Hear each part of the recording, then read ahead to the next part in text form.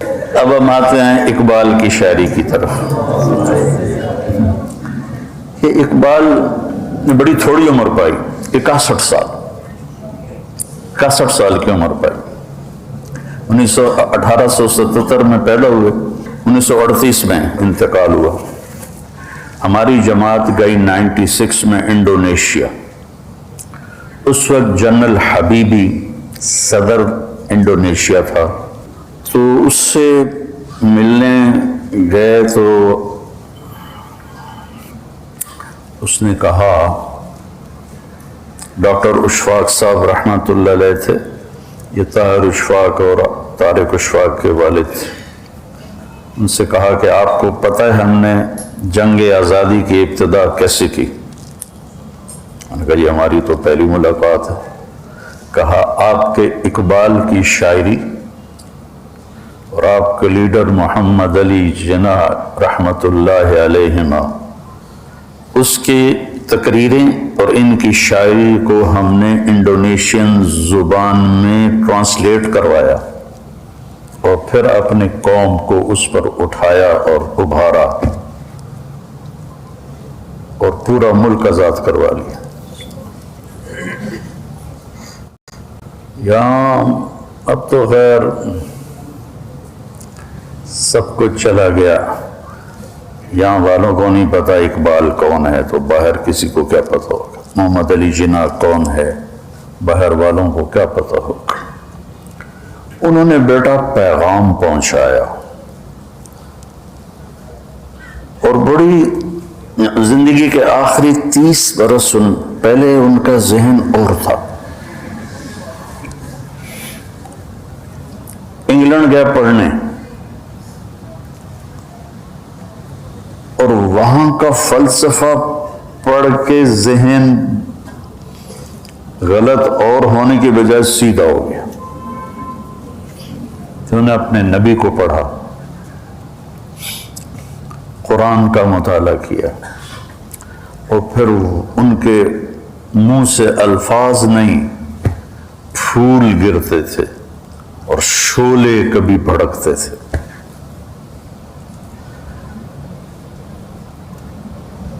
اگر آپ میں سے کسی کو اللہ ذوق دے نا تو اس کی کوشش کیا کرے کہ مزید آگے بڑھ جائے، چونکہ اس کا تعلق پڑھنے لکھنے سے نہیں ہے، اللہ کی عطا ہے. ہمارا ایک میراثی تھا، بالکل ان پڑھ، اتنا بڑا شاعر تھا، فی البدیع شروع ہو جاتا تھا پنجابی میں. تو یہ اللہ کی عطا ہے، اس کو ہم پڑھنے لکھنے سے نہیں کر سکتے. اب عربی میرا ذوق ہے، اردو میرا ذوق ہے، لیکن میں شعر یاد تو کرتا ہوں، شعر کہتا نہیں.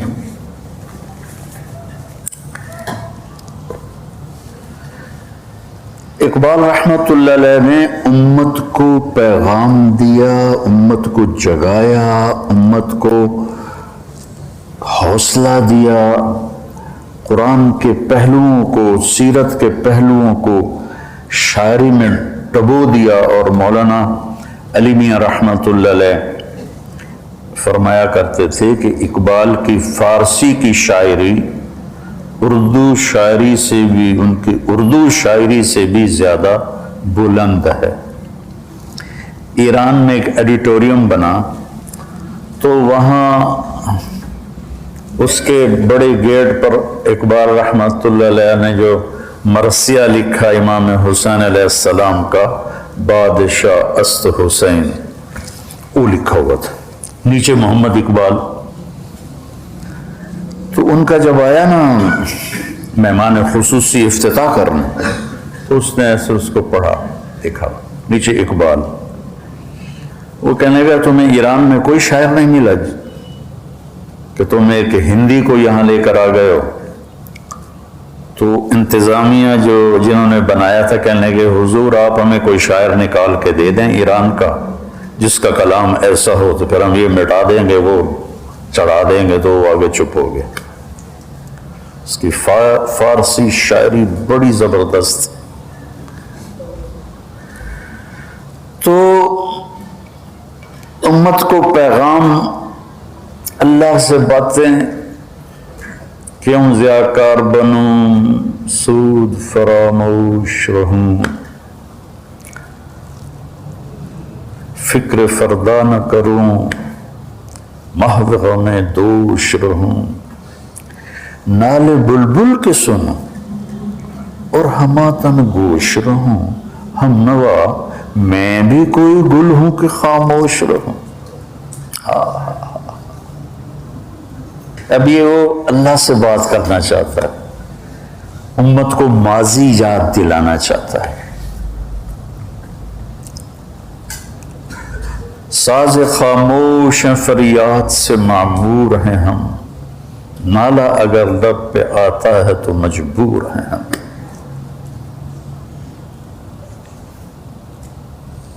کہتا ہے ہماری صدائیں گونجتے گونجتے گونجتے گونجتے ہمارے سازوں کے تار ہی ٹوٹ گئے تو ہم ساز خاموش بن گئے۔ لیکن پھر بھی اگر زبان پہ آہ آتی ہے تو ہم مجبور ہیں۔ تھوڑا نمونے سنا تو سارا دن اب وہ پلٹے اس طرف کہ یا اللہ ہم نے تیرے دین کے لیے کیا کیا، تھے ہم ہی ایک تیرے مارے کا آراؤں میں، خشکیوں میں کبھی لڑتے کبھی دریاؤں میں، دی اذانیں کبھی یورپ کے کلیساؤں میں، کبھی افریقہ کے تپتے ہوئے صحراؤں میں، شان آنکھوں میں نہ جچتی تھی جہاں داروں کی، کلمہ پڑھتے تھے ہم چھاؤں میں تلواروں کی، تجھ سے سرکش ہوا کوئی تو بگڑ جاتے تھے، تیر کیا چیز ہے ہم توپ سے لڑ جاتے تھے، نقش توحید کا ہر دل پہ بٹھایا ہم نے، زیر خنجر بھی یہ پیغام سنایا ہم نے۔ کیا شاعر!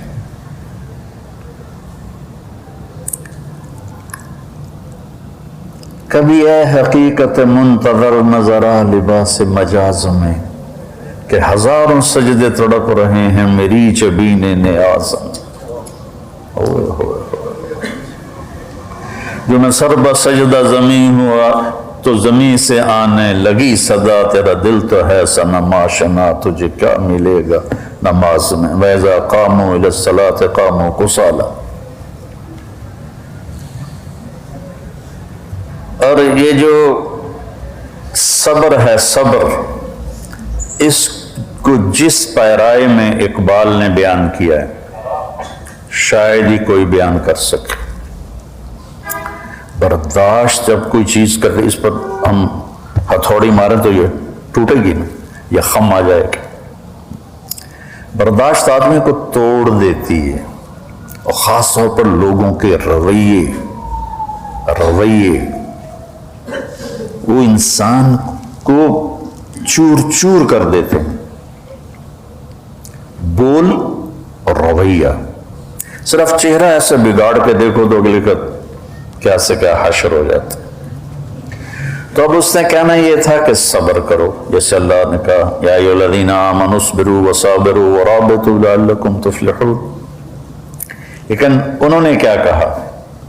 تو بچا بچا کے نہ رکھ اسے ٹوٹنے دے، تیرا آئینہ ہے وہ آئینہ کہ شکستہ ہو تو عزیز تر ہے نگاہ آئینہ ساز۔ دل کو قرآن سے لے کر آئے کہ دل، اللہ نے قرآن میں دل کو شیشے سے تشبیہ دی ہے، المصباح فی زجاجہ۔ تو یوں کہا کہ اگر لوگوں کے رویوں سے تیرا دل ٹوٹے تو ٹوٹنے دے، یہ جتنا بکھر کے آئے گا اتنا تیرے رب کو پیارا لگے گا۔ انا عند المنکسرۃ قلوبہم، حدیث قدسی اس میں بیان ہوئی کہ میں ٹوٹے دلوں کے قریب ہوتا ہوں۔ تو ایک آپ لوگ اپنے فارغ اوقات میں، یا جب اللہ تعالیٰ آپ کو آگے موقع دے تو آپ اقبال کو ضرور پڑھیں۔ میرے والد صاحب پڑھتے تھے اور روتے تھے، میں چھوٹا سا تھا تو ان کو فارسی بہت آتی تھی، حالانکہ زمیندار آدمی، لیکن انہوں نے 1940 میں BA کیا تھا۔ 1944 میں. تو ان کا بڑا ذوق تھا، تو وہ پڑھتے تھے اور روتے تھے، پڑھتے تھے اور روتے تھے.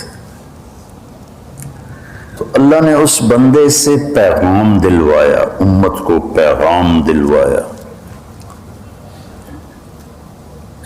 اب اللہ کی طرف سے جواب آیا. آئی آواز غم انگیز ہے افسانہ تیرا، اشک بے تاب سے لبریز ہے پیمانہ تیرا. اب اللہ کی طرف سے بول رہا ہے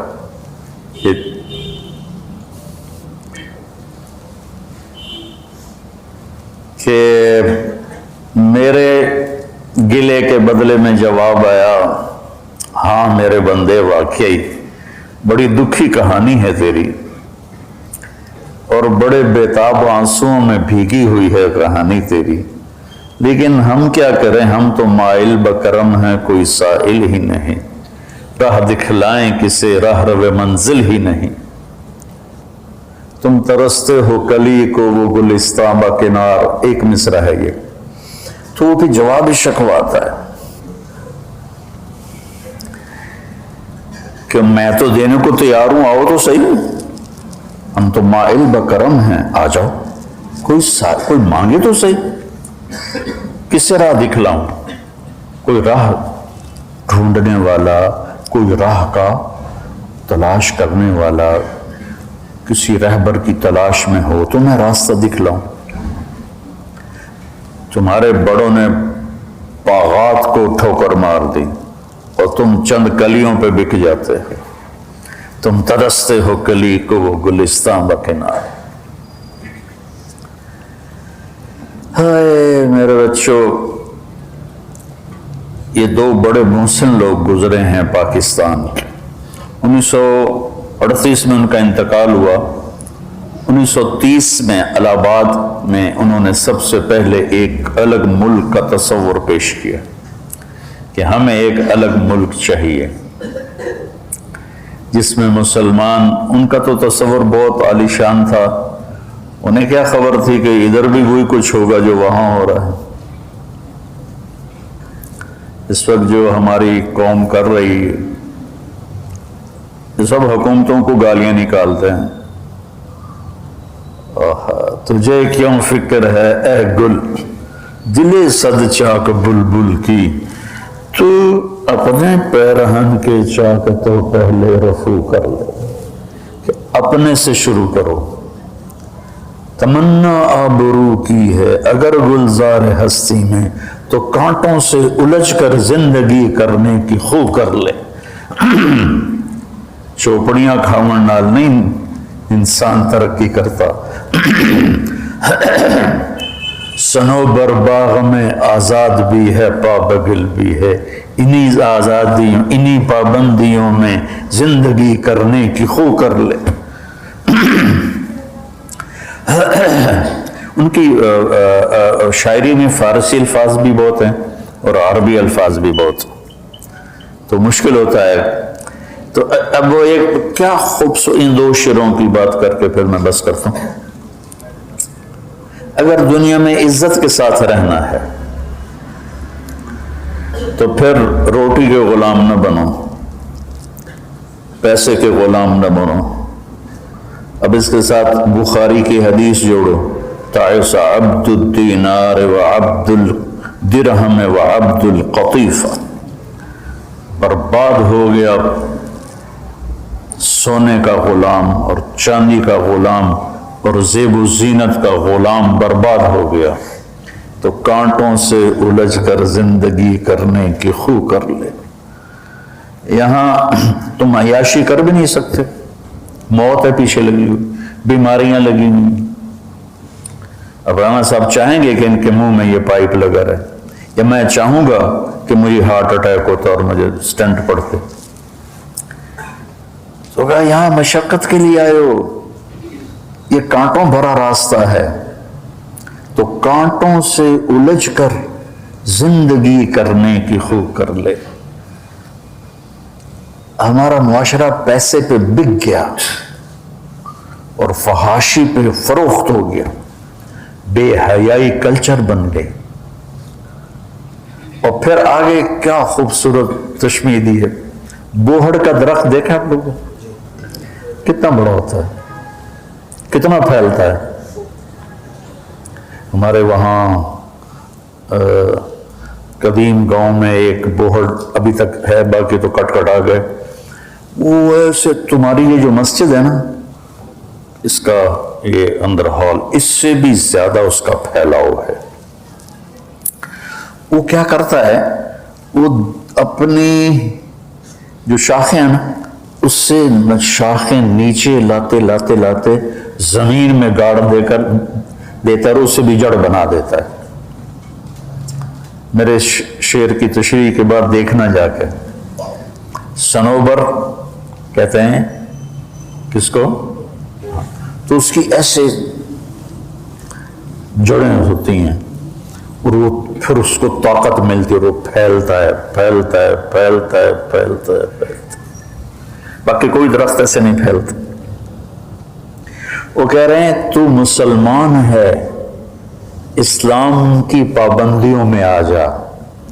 چونکہ تم بوہڑ کے درخت کو دیکھو تو وہ آزاد بھی نظر آتا ہے, او جا رہا ہے او جا رہا ہے, لیکن نیچے دیکھو تو پابندیوں میں جکڑا ہوا ہے.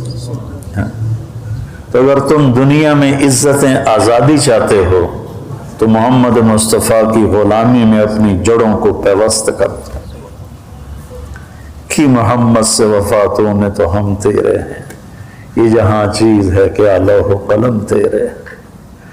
اور پھر اپنا درد بھرا دکھڑا, انہوں پتہ ہی کسی نے پتہ ہی نہیں ہونا کہ شکوہ جواب شکوہ بھی کوئی شے ہے.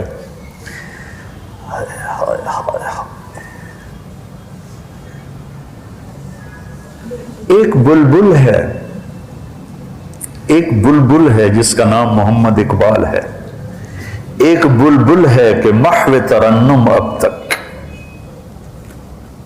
وہ اپنے نغمے الاپ رہا ہے. اس کے سینے میں ہے نغموں کا تلاطم اب تک, اس کے سینے میں نغمے ابلتے ہیں مچلتے ہیں. قید موسم سے رہی آزاد رہی طبیعت اس کی, نہ اس نے بلبل نے کبھی خزاں دیکھی. وہ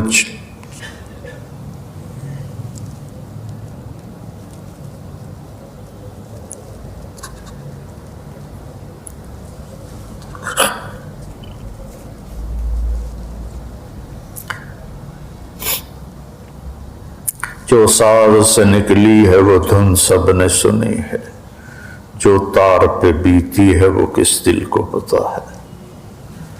وہ بلبل خزاں میں بھی تڑپتی رہی اور بہار میں بھی تڑپتی رہی. خزاں میں بھی نغمے اس کے گونجتے رہے اور بہار میں بھی گونجتے رہے. کاش, دوبارہ کہوں, قید موسم سے طبیعت رہی آزاد اس کی, کاش گلشن میں کوئی سمجھے فریاد اس کی.